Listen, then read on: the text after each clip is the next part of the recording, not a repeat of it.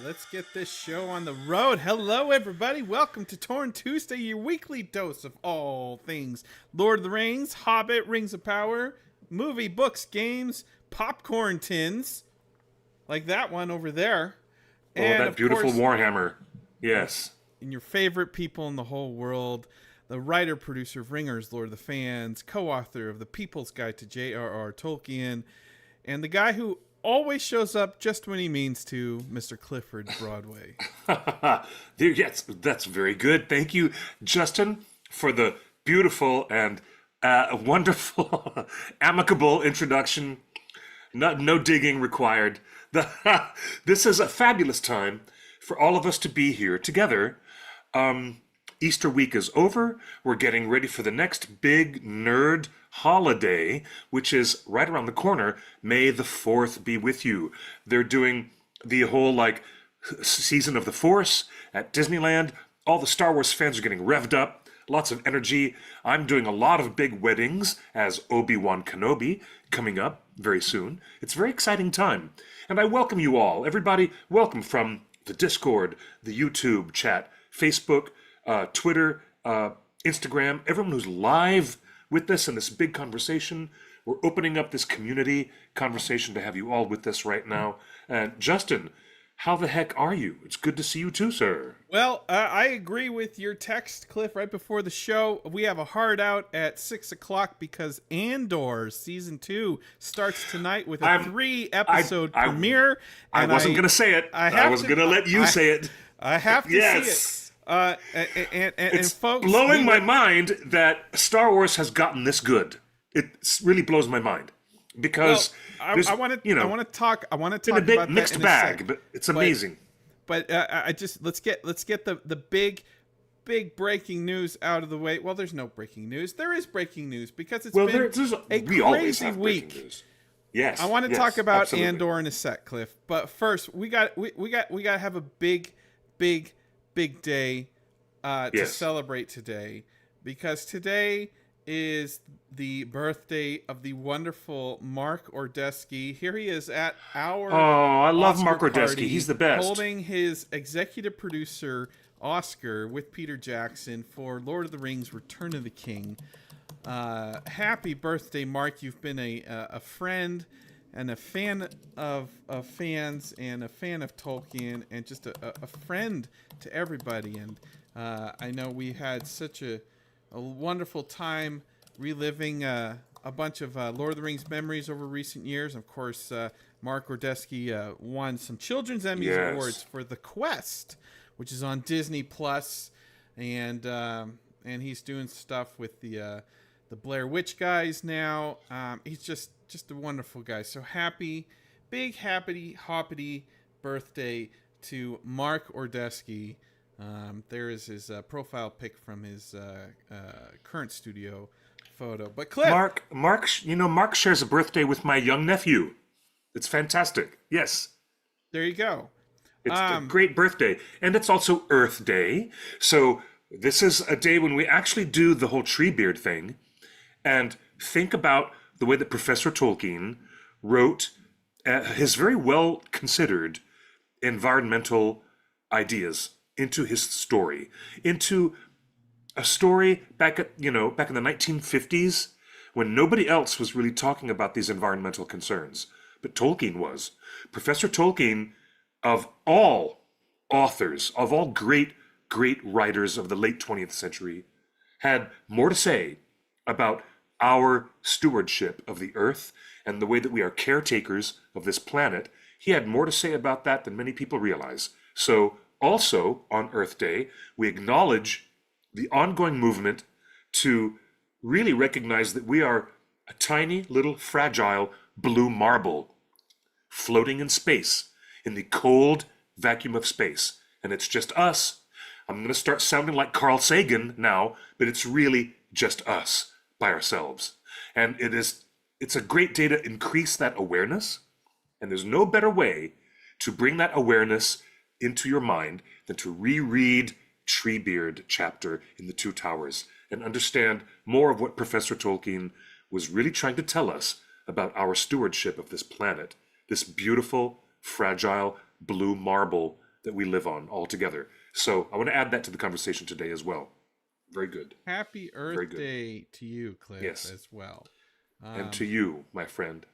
And to celebrate, let's bring up Duran Mining, locating Earth's resources and doing its best to fix the bottleneck for hardcore mining, for solving existential problems of relying too heavily on China.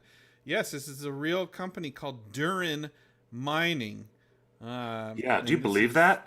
How do they get these names without licensing the names from the Tolkien estate? I don't understand. I don't know. Shoot first, ask questions later. Yeah, probably. So, that seems to be the methodology these days in a lot of areas of life. If you search for Duran Mining, its tagline it's time to mine. Duran builds and operates automated drill rigs to accelerate mineral discovery. Happy Earth Day. Yeah, no irony there. All right, but I'm sorry, no irony there. Wow. Happy birthday to our favorite golem in the whole world. Yes, Andy Serkis celebrated a birthday this week. Andy is super busy. He's going to be shooting The Batman too. Of course, he plays Alfred Pennyworth in The Batman with Robert Pattinson. And so he'll be shooting that at the end of the year. And then he'll be jumping in to the Hunt for Gollum feature film, tentative title, next year. He is acting and directing the next major Lord of the Rings movie. You know, I wonder if there's going to be a sneak cameo of Andy Serkis's character in Andor season 2. But of course, since he has perished, it could only be a flashback. Do you think he has perished? Yes, I do. And that was the point of his story arc. That was the point of that tragic story arc. Just said so if he does reappear, it would be a flashback. I don't believe he died, because we've seen many times in Star Wars, if you fall down a large chasm, wow, Pope dead, whatever. What? Okay, okay, what happened? If you fall down a big chasm, it doesn't mean you died. Luke lived, Palpatine lived, a bunch of people have lived falling down. Darth Maul lived, Gandalf the Grey lived. I know, I get the point. I get it, but still. My goodness. Yeah, so my goodness. Andor, I wanted to ask you, because we were having this big debate in our Discord, which, the link is in bio. We highly recommend joining Discord because it's where all the conversation happens every day. But I want to ask you, Cliff, without going into any spoilers, this is the best reviewed show of the year, and people have seen all episodes. So let's start there. They let the press see all of it, not just 2 or 3 episodes? Press, a bunch of fan accounts, a bunch of fan sites also have seen the entire season already. Oh, wow. And wow. Cliff, why do you think fans. Andor got... Why do you think they showed the entire season to fans and fan sites already? But when Rings of Power came out, we didn't even get a day. We didn't even get any privilege. Word of mouth is very powerful, and the people at Lucasfilm, at Disney Plus, realize that. However, maybe it's also conversely true that word of mouth is so powerful that Prime Video did not want all of the fan outlets to see all of Rings of Power. Get it? Because they couldn't be assured. Because they had no assurances that word of mouth would be the same thing. Maybe that's why. Interesting. Another question for you, Cliff. I don't know. Andor. I don't know. Allegedly, there's almost an entire episode devoted to a corporate empire boardroom meeting. Very political, high politics. Really? Okay. Talking about politics and strategy and planning and everything like that. The question I have for you, Cliff, is if Andor, the TV show, has the confidence to put a bunch of a whole episode dedicated to political maneuvering in a boardroom, what can we expect out of Rings of Power when we get to Numenor and we explore that storyline, which I'm told is very political and very religious? It's supposed to be. That storyline is the great conflict of metaphysics, belief systems, and the political ecosystem of Numenor, also as a side tangent, really. But the main gist of that Numenor conversation is all metaphysical and spiritual. So if I thought it they was dare, political because the Numenorians are jealous of the elves and their eternal life, but they also look down upon regular humans of Middle-earth because they are not privileged with longer life. the regular human beings on Middle-earth are something to exploit.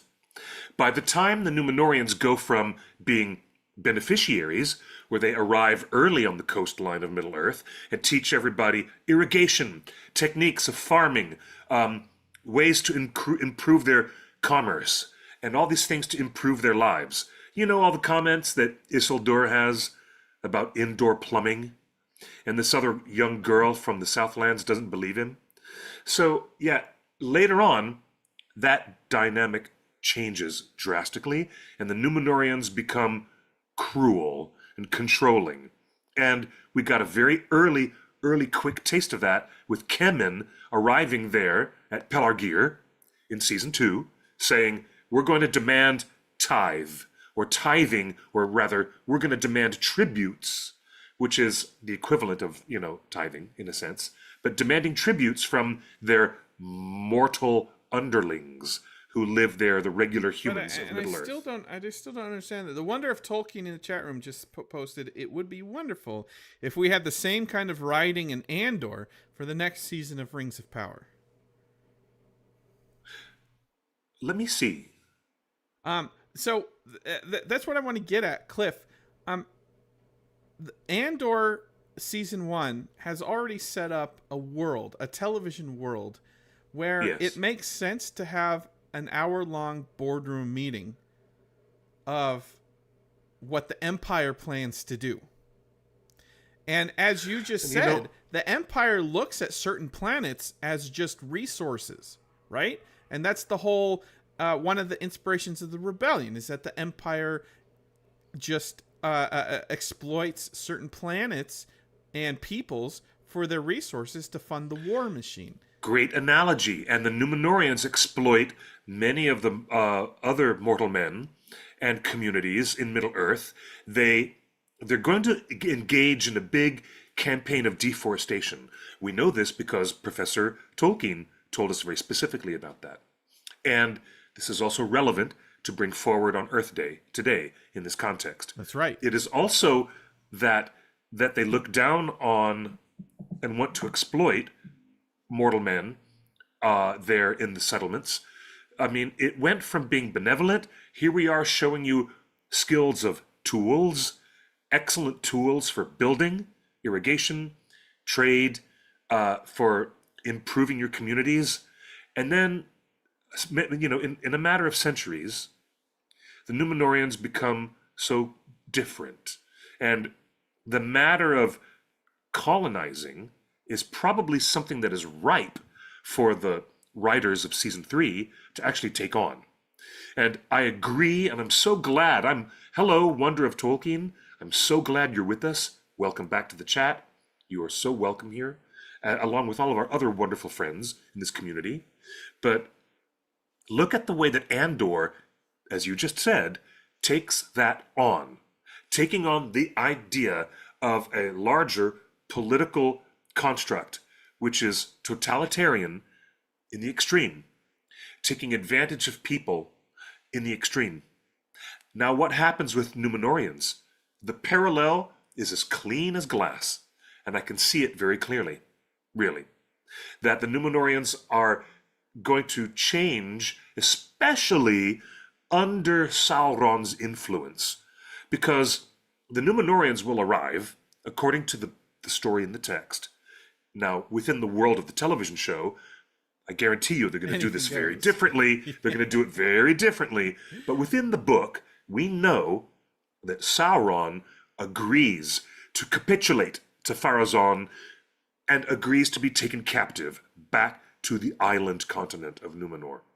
So I wonder how they're going to do all this and have it staged in the TV show. But when Sauron arrives back in Numenor and starts to twist the hearts of men against the Eldar, and has them get to the point of building an unbelievably horrible, evil temple to Morgoth, there at the top of Menel Tarma, the great mountain in the center of Numenor. You know, it's going to go from bad to worse. So yeah, Numenor gets the chance to be written the way that Andor is writing the Empire.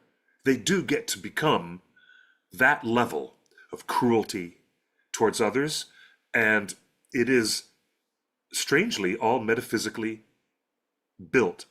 The conflict is all metaphysical, but it extends outward from that point of just being, oh, we're jealous of their immortality.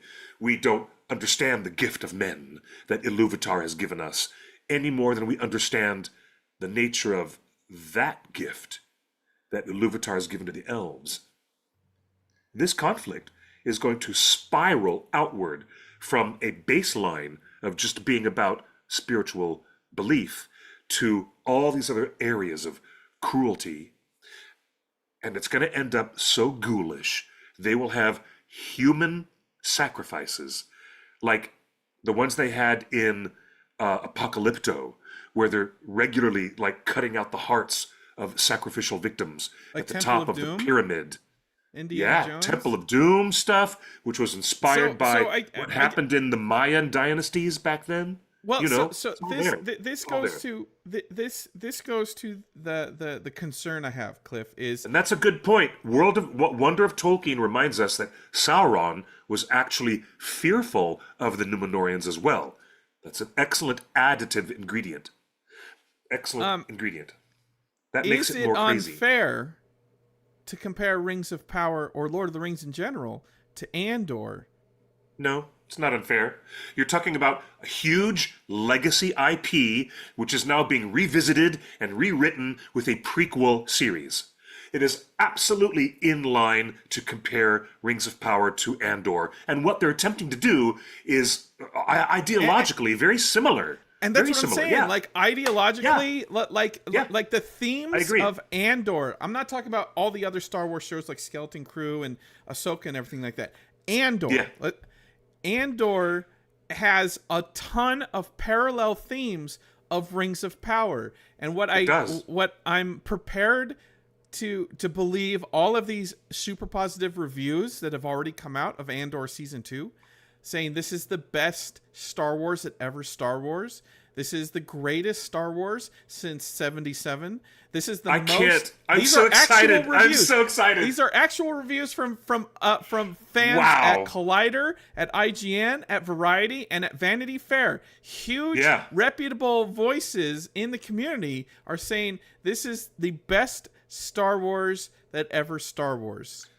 I can't wait to hear what Eckhart's Ladder says. Eckhart's Ladder is one of the most reputable YouTubers in the entire sphere of Star Wars fandom. I can't wait to hear what he has to say about that. So this is what I want to communicate is they have not started filming season 3 yet. Supposedly they're going to start at the end of the month, but we don't know for sure. That's just a rumor.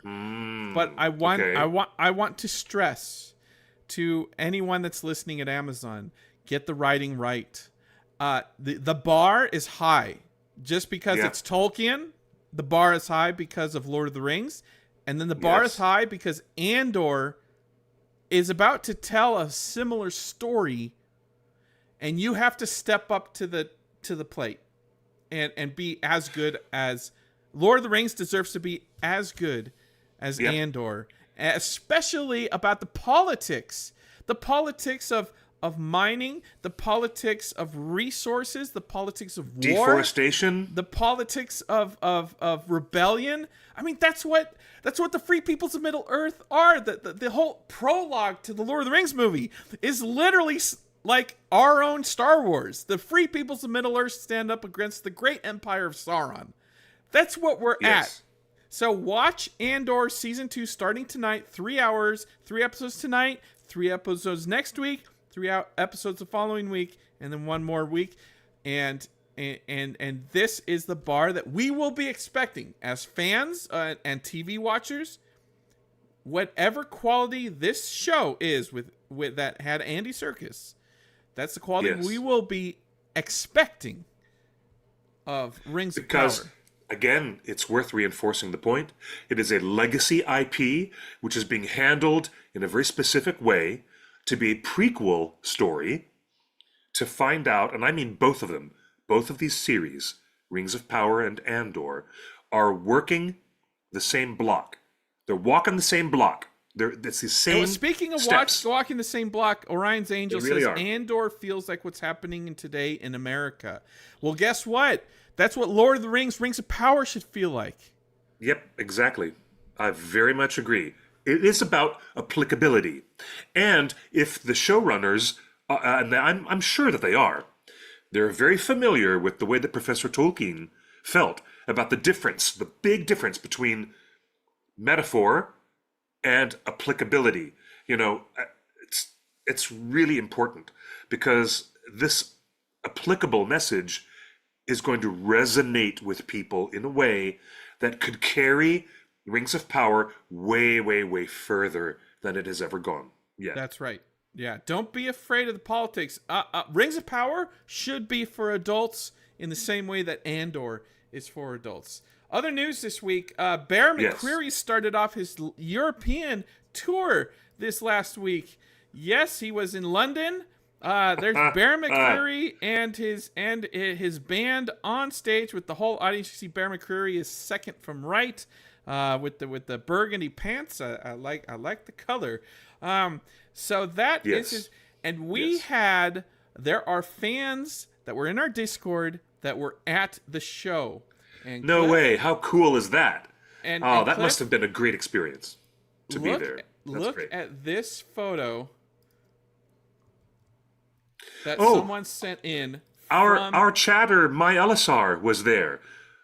From our chat, from our community, My Elisar was there. Thank you, Katie, for telling us about that. How cool is that? So we got our Discord sent in this photo, folks. Yes, I believe that is literally JD Payne, the showrunner, the co-showrunner of Rings of Power. JD has the glasses. Patrick usually doesn't. So that is JD supposedly randomly sat next to a fan of Rings of Power at the Bear McCreary concert. And how about that? So, you know what's crazy is I'm like, all right, is this true? Well, if we look at this photo and we click zoom enhance, like in Blade Runner, that is definitely him, right at the hip check of that photo. So that is definitely JD Payne. Not with his production partner, just running solo that night to support Bear McCreary at the concert. So that's awesome. That's super cool. So much awesome. So JD Payne at Bear McCreary's concert, and the fans asked him about season 3. Cliff. Oh, you yeah. Know what he said? You want to know what he said? I would have too. I would have asked him, "Hey, what's up with season?" I want to invite him onto the show to come with us here and talk about season 3. I know that is not very likely, but I would like that. Yes. According to fans at the Bear McCreary show, J.D. Payne, the showrunner of Rings of Power, says, the fan says, "I did not ask about season 3, but after the show, he volunteered information and mentioned that they are starting filming this month and that the writing is going well." Wow. Okay, if the writing is going well, then that's pretty cool. That's really cool. I thought they would have had it all written by now. But yes, okay. We got a little. You pointed out the red flag that I wanted to raise. Well, it's clear to everyone. You don't have to point it out, Justin. It's very clear. I thought this stuff would have been written before they started photography, like complete. But look, with all What's of your my take? state, If the writing is going well, does that mean they might be listening to fans and saying we got to keep maybe, writing? We got to get this right. I come from a theater background. Honestly, everybody knows this.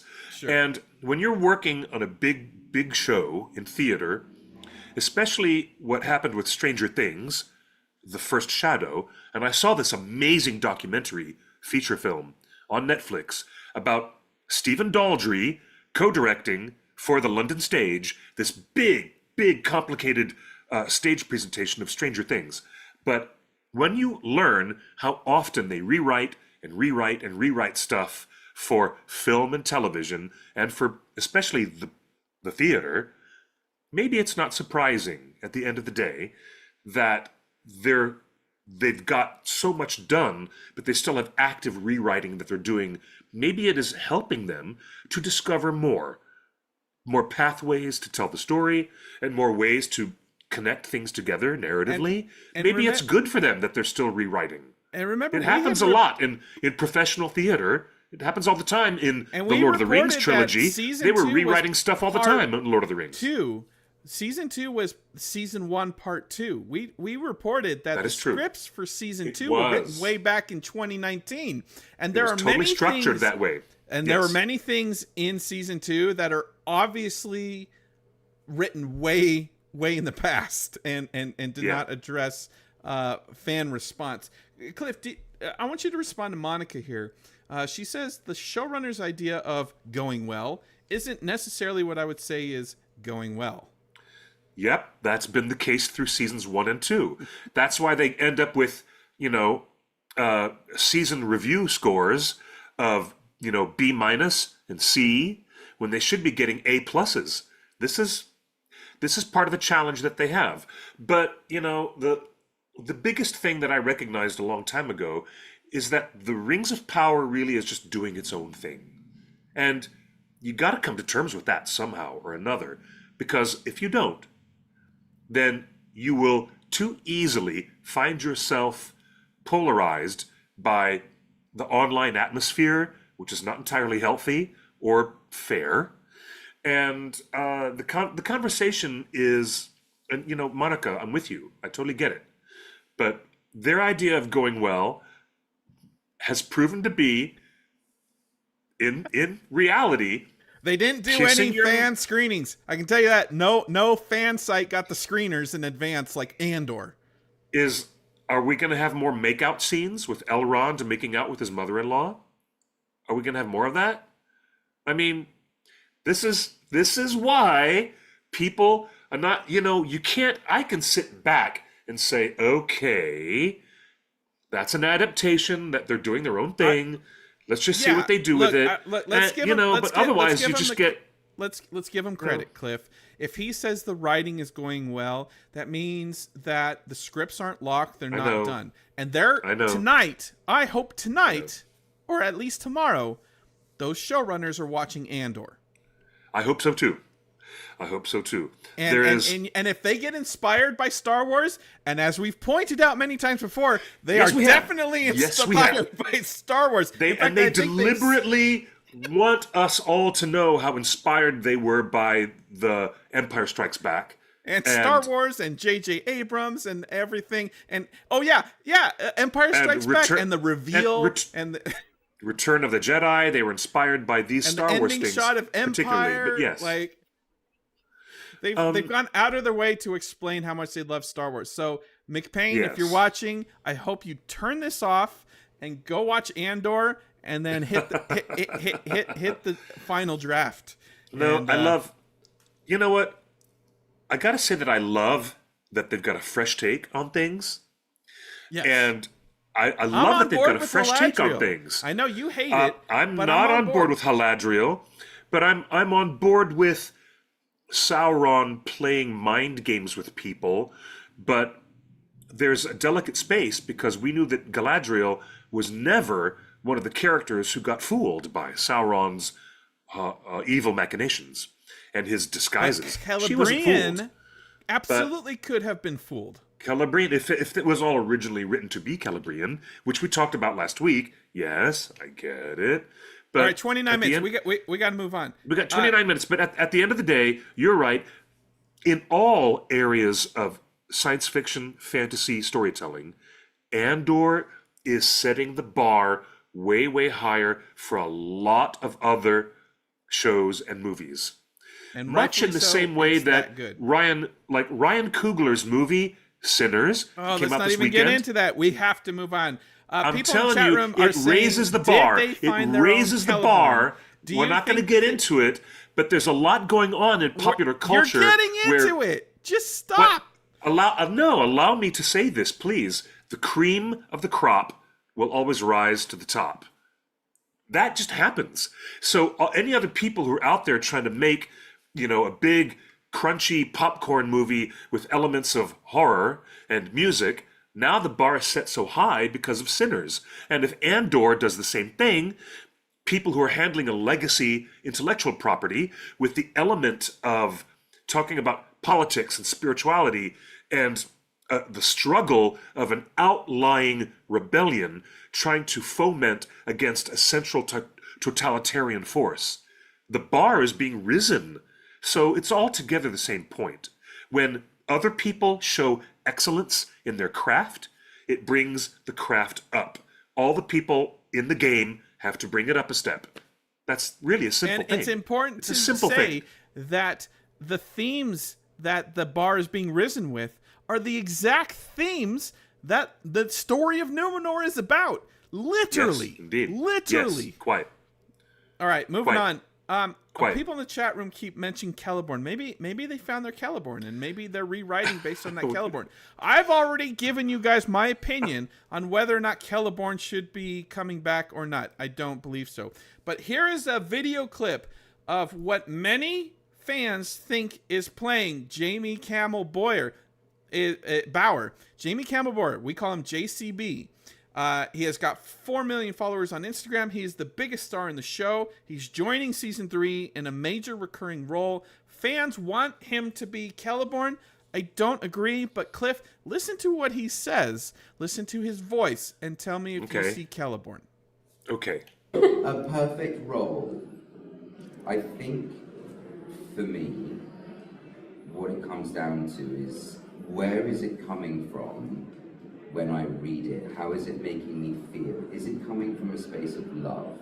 Is it coming from a heart space that is making me excited? Am I falling in love as I'm reading it? The best things that have happened, even now in my career, even now, talking about something like Rings of Power that we were just talking about, that was not a straight up offer. They didn't come to me and go, "Hey, you want to be in this show?"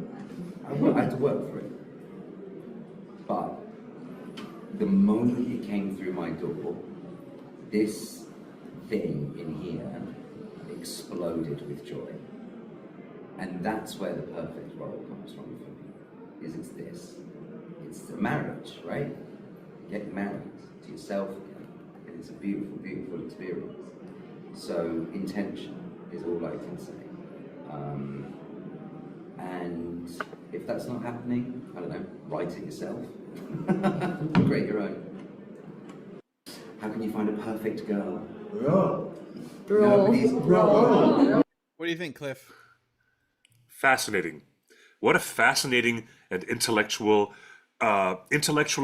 honest take. He's being very intellectually honest about what attracts him to the material that he wants to work with. Yeah, I appreciate that very much.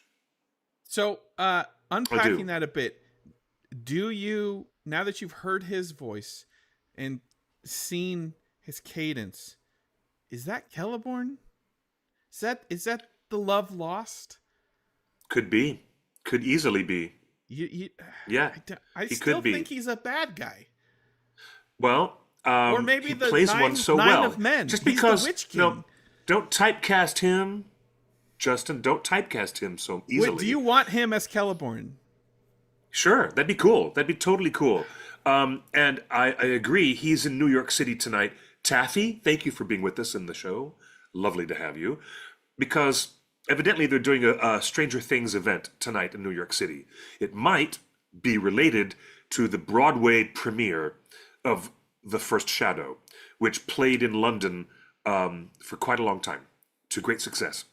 So I'd be very excited to see that. And him being a good guy, hey, if he wants to go against type and not be a demonic villain in every role that he plays, then let him go for it. Let him be a really good guy for once. I will give you this. I do think his voice sounds similar to Haldir in The Two Towers. A bit, yeah. I'd say that. A bit, yes.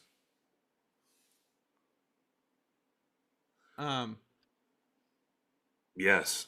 He's a really cool actor. He's really cool. Let's bring up that clip real quick.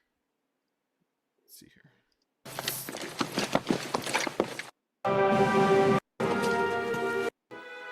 Long ago we fought and died together. Okay. Come to honor that allegiance. Yeah, he's starting to sound a little bit like that. Yes. Let's hear that again. We fought and died together. We come to honor that allegiance. Right, now let's go to JCB. I had to work for it. But the moment it came through my door, this thing in here exploded with joy. I hear it. Yes. I see I hear the vision. I see the vision. Okay. That he sounds like Craig Parker. Yeah. Is Haldir alive in the Second Age? No, they're not going to do that because that was No, just no. a. No, they're not. That was a completely Philippa Boyen's created character that Fran Walsh and Philippa did. And Are you sure Haldir isn't in the books? I'm quite sure he was created for the films. All right. No, all right. come on. If I see the I'd vision. love to have him be Celeborn. I would love that. Why wouldn't you? All right. I see the vision. Speaking of actors and their thoughtful, honest things, I wanted to bring this up. Richard Armitage posted this today to celebrate Reading Day. 1,000 quick read books will be given away at Waterstones for a mass read-in on April 23rd. That's tomorrow. Here's Richard Armitage. Hey, it's Richard Armitage here. I just wanted to say a few words to express what reading has given me. I would say it's given me a career. Reading is the reason I'm an actor. So when I was little, I was quite shy and introverted, but I loved reading. I was read to by my parents, but also by a primary school teacher called Mrs. O'Leary, who read The Hobbit to us. And I was obsessed with the voice of Gollum. Then I went away and picked up The Lord of the Rings all by myself and read it multiple times over. Then cut to me 40 years later down in New Zealand on the set of Peter Jackson's film trilogy, playing one of Tolkien's most iconic characters, Thorin Oakenshield, and You Could Have Pinched Me. So I would say reading has given me a lifelong love of literature, a vivid and hungry imagination, and a career as an actor. Wow, Incredible. He makes me melt when he talks like that. His voice is so amazing. But that's what I'm getting out of God, JCB. Jamie Bauer, I'm getting the same vibe of intellectual honesty, forthcomingness, a passion for Tolkien and the books. Yeah, totally. And you feel the general love. I mean, you saw Jamie Bauer just basically said they didn't give him the role. He had to fight for it. So, do you see some parallels between Richard Armitage and and what he brought to Middle-earth and what Jamie Bauer is about to? Maybe. He's got that gravity. He has that gravity in his voice that sounds so compelling, you know. And yes, you know what, you're right, Monica. Monica, it's good to remind you, Justin, that the elves don't come to Rohan's rescue at Helm's Deep. That just doesn't happen. Let me remind you that Rings of Power is a prequel to the movies. It's not a prequel to the books. Is that fair to say? I mean, is the Rings of Power just, a prequel to the familiar story separated from book and films? Maybe, but they did have to have the exact Weta design of the Balrog, so that does kind of put it in the New Line Cinema Middle-earth. Yes, thank you, Otaku Senpai. Gravitas. Richard Armitage, who, and if you look carefully, since we're still on a Star Wars kick, look carefully in Phantom Menace, and you will see Richard Armitage in the background with the people connects. Trying to break into the Naboo palace with Padme at the end of the film. Speaking of it's Thor, totally Richard Armitage Shield right there. And the Hobbit movies, we got news from Luke Evans today. His book, My Unexpected Journey, is available today. I didn't know he was publishing. I did not know he was publishing a book. That's so cool. Yeah, let's see. Let's bring it up. All right, let's check it out. My Unexpected Journey. Oh, I cannot type. My Unexpected Journey. Oh wow, there's a lot. How about I can type error-free 75 words per minute. What's wrong with you? Luke Evans. My Unexpected Journey. Wow, that's not the story. Well, maybe it's just in books. Maybe he's privately distributing it. Maybe it's on a local thing. Anyway, available in the U.S. tomorrow, or today. That is today. My Unexpected Journey. Oh, Boy from the Valleys. I guess let's try that. Boy from the Valleys. Boy from the Valleys. My Unexpected Journey. There it is. It is on Amazon. Luke Evans, there it is. Okay. From his humble beginnings in a quaint Welsh mining village to the dazzling lights of Hollywood. Talks about, it's an autobiography. That's wonderful. Avenue Q, Rent, Miss Saigon, all the way up to The Hobbit, Beauty and the Beast, Fast and Furious, and Dracula. That's great. So that's available today. Luke Evans, his autobiography.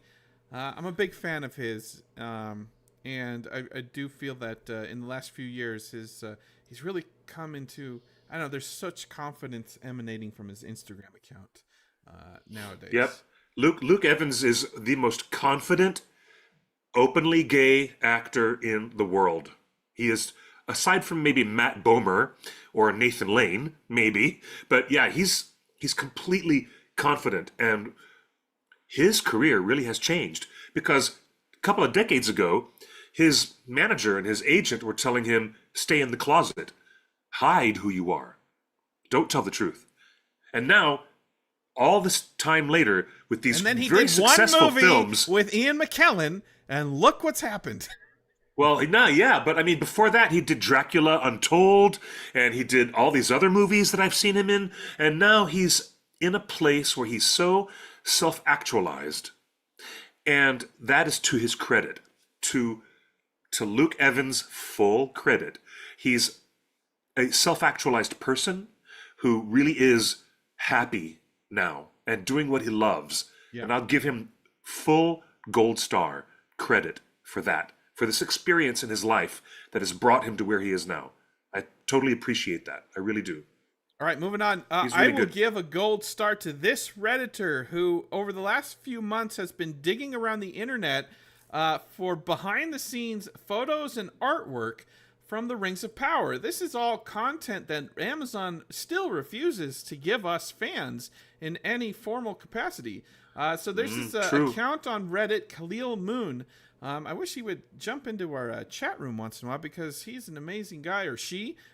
Who knows? But they have found some amazing photos. This is a photo of the Numenorian set. This is obviously where the water at the end of season 2 where Kemen attacks the church and they're in the It's water. the temple. It's the temple to the Valar. The temple to the Valar that he desecrates. Uh-oh, spoilers. One of our characters dies in this scene. If you haven't seen season 2, we shouldn't spoil it. But all these wonderful detail. Look at the detail. I mean, no wonder the show costs $1 billion a season. The detail in the show. I wish I wish I could appreciate a lot of this more, because none of it is seen on screen in any specific capacity. It's all just background noise. I think my favorite things about the show are the production design and the music. I mean, love it. I love that stuff. This is straight out of a Ted Naismith piece of art, isn't it? Wow. Yeah, it is. It really is. It is. I mean, that's straight out of Tolkien's description, and Ted Naismith, who we had on this show just a couple weeks ago, gave us all those drawings of elven boats. I think one of my favorite things about Twitter, before I stopped using it entirely, was Kemen's haircut. That fan account for Rings of Power that was just simply called Kemen's haircut. That was one of the best parody accounts on Twitter. It was really fun. Unhinged. They're they called really the funny. Unhinged. So yeah, this guy just found a ton of wonderful photos behind the scenes. This obviously was taken. I recognize those trees. That was taken at Bray Studios. This was all at Bray Studios, right near Windsor Castle, just down the street from Windsor Castle. If you're ever in England. Yes, that's right. That's right. You know what? Why wouldn't they put out a big, like, hour-and-a-half special program of behind the scenes and launch that on this horse? Yeah, they need. You know what they need to do before season 3 hits the airwaves. They need to show behind-the-scenes specials to bring people into it. I mean, much in the same way that Netflix is getting ready to give us the 5th season of Stranger Things. So they give us a behind-the-scenes documentary of the stage play I want to see the craftsman that made this stone a display for the 7 Rings of Dwarves that Duran has. Who crafted that stone? What do those words mean? Why did they put the rings on this stone? There's so many, and all of this could be achieved with a documentary, even if it's not in the show. One of the reasons we love Peter Jackson's movies so much is because we saw how the sauce was made. That's true. You know what? To the credit of Michael Pellerin and his hardworking team at Pellerin Multimedia, they were the ones who really brought all of us closer to everything. I need to see that horse again, because the detail on this horse. Let me check that out. And Cliff, what did they use horses for in season 2? Other than that horse episode that was actually a quarter episode of Isildur and Beric doing some stuff, fighting Shelob. Where was this? This is straight out of Gladiator. If you take this horse dress, and then combine it with this war tent, these war tents at Adar and the orcs, this feels straight out of the opening to Gladiator. Where the king had his kingly tent, when they celebrated the victory of battle, and they had all these wonderful chairs and cloths and everything, and horse dress. I didn't get any of that kind of stature of feeling from the actual show. I just think that documentaries would make us appreciate Rings of Power more than we already do. I agree 100%. It's really wonderful to have one of our episodes of Torn Tuesday where you and I are uniformly in agreement. Justin, absolutely. 10 minutes to go. We got one last story for you today. The Sun has some news. Lord of the Rings to get huge attraction in UK theme park. Cliff, first off, before we get into this Green Dragon gossip, It's not Please, 30 context. years. It's 25 years after first Well, film hit I'm going screens. to explain. They're going to explain that in a second clip. Oh, But is can- that can because you it's going to take 5 years for them to build it? Yes. Okay. Okay. So the Sun is reporting The Lord of the Rings getting a huge UK attraction. It is said the theme park is set to open in 2031, 30 years after the first in a trilogy of Lord of the Rings adventures were first brought to big screen. So that's our breaking news. Green Dragon Gossip today. The new theme park in England from Universal Studios, which supposedly is going to have Lord of the Rings, is opening in 2031. Yep. And when Matt, Nerd of the Rings, did that video about this, thank you to the live chat. Thank you, Monica. He sure did. That was when the press at the time only speculated that it was a possibility. Is this material reporting reconfirming the speculation? This is new as information, speculation? Cliff. This is new Okay, information. this is new. No one has reported this. This is brand new. We're bringing it to you live. Green Dragon Gossip. The theme park is set to open in 2031. That's brand new information. Attractions could include a roller coaster ride featuring the wizard Gandalf. And recreation to the Shire home of the Hobbits, Bilbo and Frodo Baggins, and the Green Dragon Inn. A source said yesterday it's really exciting. So, Cliff, let's unpack this. If you're going to do a roller coaster ride around the wizard Gandalf, where do you think that takes place in the story? I don't know, but I can imagine that the ride vehicle is shaped like a giant eagle. That's and everyone what I gets thought. Everyone gets into their giant eagle and rides through the sky on this amazing roller coaster. But that was my first inclination. I thought that you could call the coaster "Escape from Mordor," and it's like Monica, the end of the movies. Everybody in the live chat is with us in the exact same moment. We're all having the connective tissue that if you're on a big, high-flying, high-elevation roller coaster, then it should be shaped like an eagle, a great eagle. But here's the thing. I'm more interested in the dark rides. Those famous little dark boxes. About dark rides or water I'm rides. so into that. That could be way more one. interesting to me than a roller coaster. I think the dark rides give an opportunity for set direction, art direction, lighting effects, stage effects, and animatronics that are way more interesting to me, really. Well, Cliff, I want to tell you, I hope I'm not speaking out of turn, but earlier today I texted this. It's never happened before, Justin. I texted this information to Nerd of the Rings, and I asked Matt what he thinks, because I said it's the Eagles, right? If a roller coaster has Gandalf as the theme, you're riding an eagle. Yes. Matt's idea, and I want to get this from you. Matt's idea is it's not the Eagles. The roller coaster, you climb up to the top, you get in the ride car, the roller coaster goes up to the top of the highest mountain, the chain pulls up, and at the very top of the roller coaster, a speaker says, "Fly, you fools."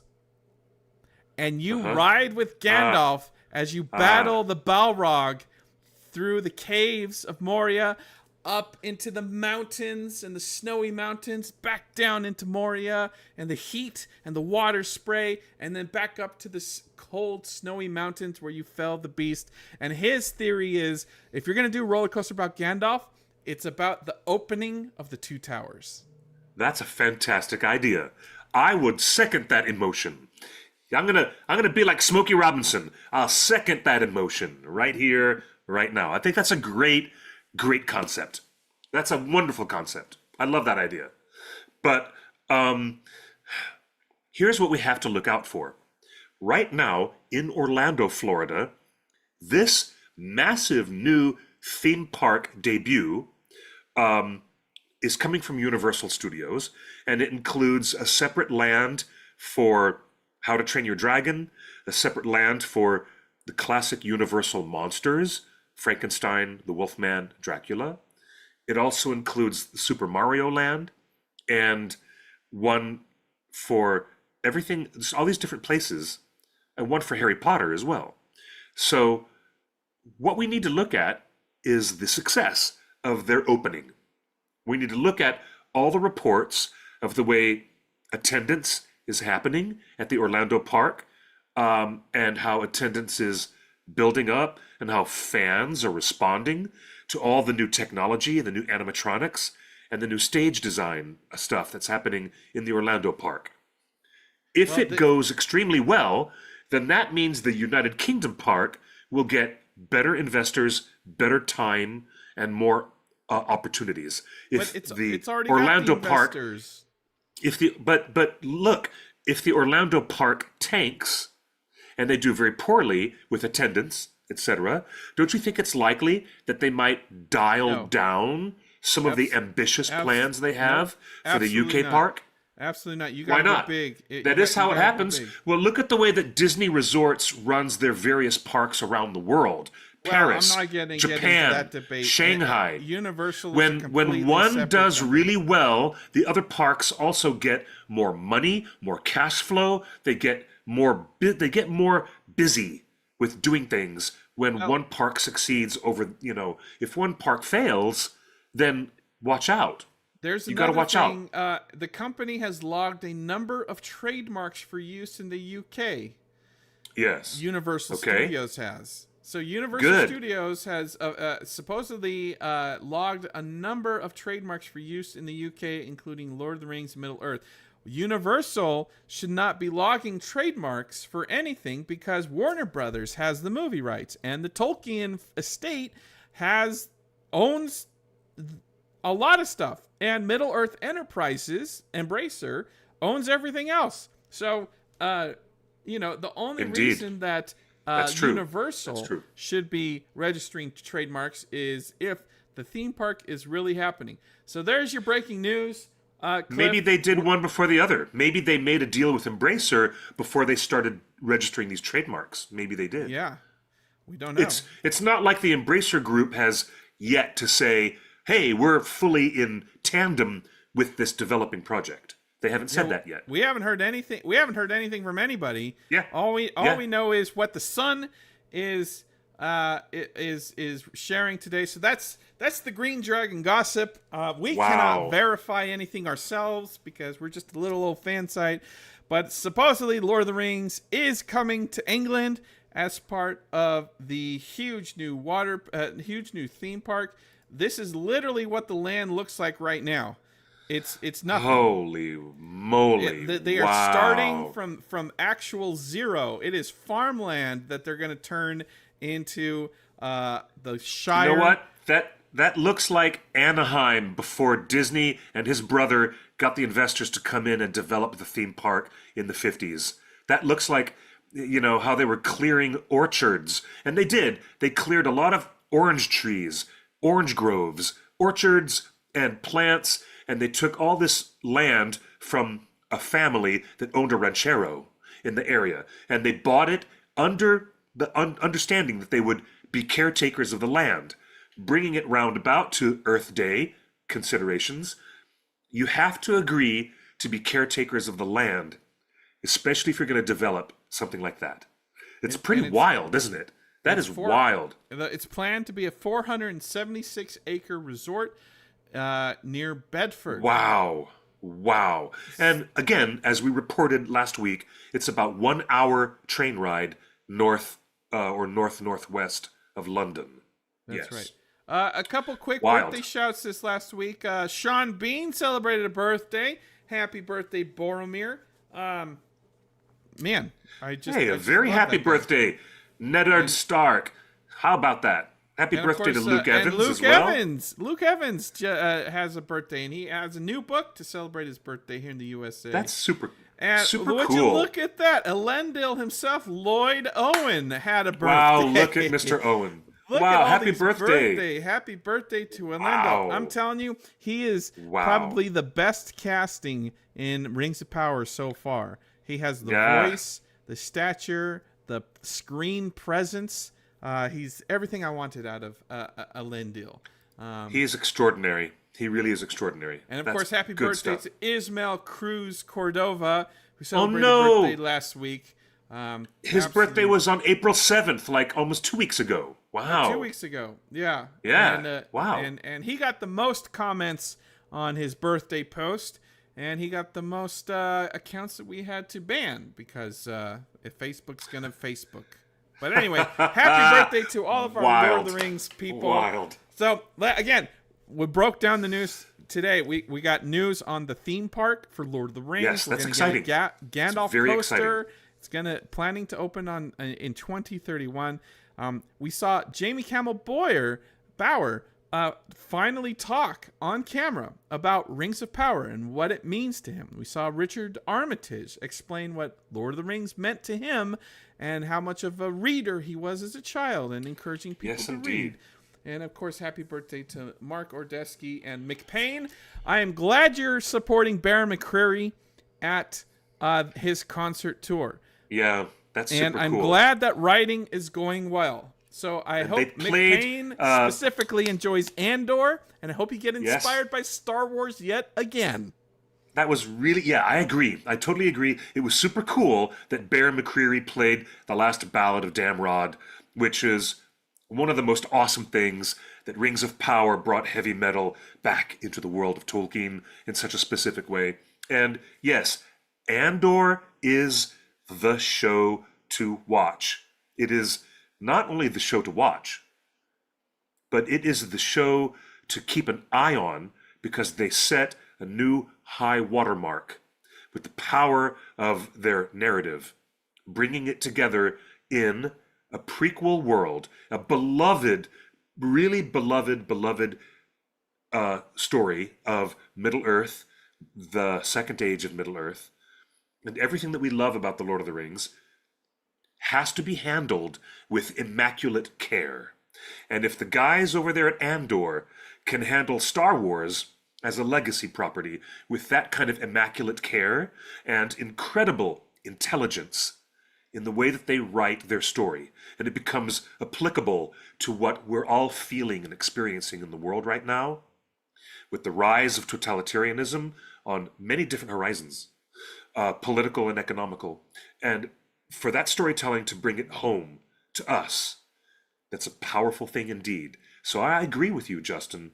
And as we close the show, we encourage everybody out there to, keep your eyes open. Keep your eyes and your heart open.